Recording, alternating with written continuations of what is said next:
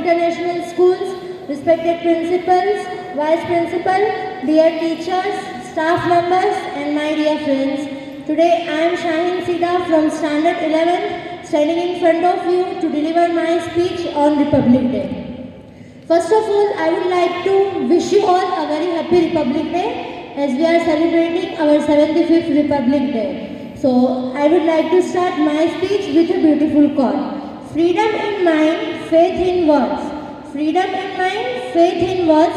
Let's salute the nation on Republic Day. Let's salute the nation on Republic Day. આપણા સ્વતંત્રતા સંગ્રામના ઇતિહાસમાં 26મી જાન્યુઆરીનું પોતાનું જ એક વિશેષ મહત્વ છે. જ્યારે આપણે વાત કરીએ તો 1930માં રાવી નદીના કિનારે કોંગ્રેસના લાહોર અધિવેશનમાં પંડિત જવાહરલાલ નહેરુ દ્વારા આ દિવસે એક પ્રતિજ્ઞા લેવામાં આવી હતી કે જ્યાં સુધી ભારતના લોકોને આઝાદી નહીં મળે ત્યાં સુધી સ્વતંત્રતાની સંગ્રામણ ચાલુ રહેશે. ભારત એક એવો દેશ છે જેમાં બધા જ સંસ્કૃતિઓ જોવા મળે છે. આ બધા સંઘર્ષો સાથે અનેક મહાન નાયકોએ સ્વતંત્રતા પ્રાપ્તિ માટે પોતાનું બલિદાન આપવું પડ્યું હતું.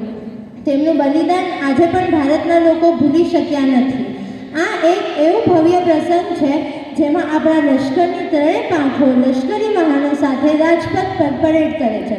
26મી જાન્યુઆરીના દિવસે એટલે કે સ્વતંત્રતાના દિવસે આપણા આખા દેશના શાળા, કોલેજો અને સરકારી કચેરીઓમાં વહેલી સવારે ઉઠીને ધ્વજવંદન કરવામાં આવે છે અને એના પછી આપણું રાષ્ટ્રગાન એટલે કે જન ગણ મન ગીત પણ ગાવામાં આવે છે. દેશભક્તોથી જ તો દેશની શાન છે, દેશભક્તોથી જ તો દેશનું માન છે. દેશભક્તોથી જ તો દેશની શાન છે, દેશભક્તોથી જ તો દેશનું માન છે. આપણે એ દેશના ફૂલ છે, આપણે એ દેશના ફૂલ છે જે દેશનું નામ હિન્દુસ્તાન છે, જે દેશનું નામ હિન્દુસ્તાન છે.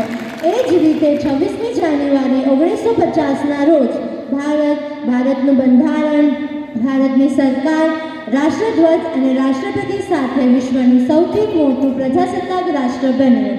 देश सलामी इस तिरंगे को जिससे हमारी शान है, देश सलामी इस तिरंगे को जिससे हमारी शान है. सर हमेशा ऊंचा रखना इसका, सर हमेशा ऊंचा रखना इसका, जब तक आप में जान है, जब तक आप में जान है. जय हिंद, जय भारत. Thank you.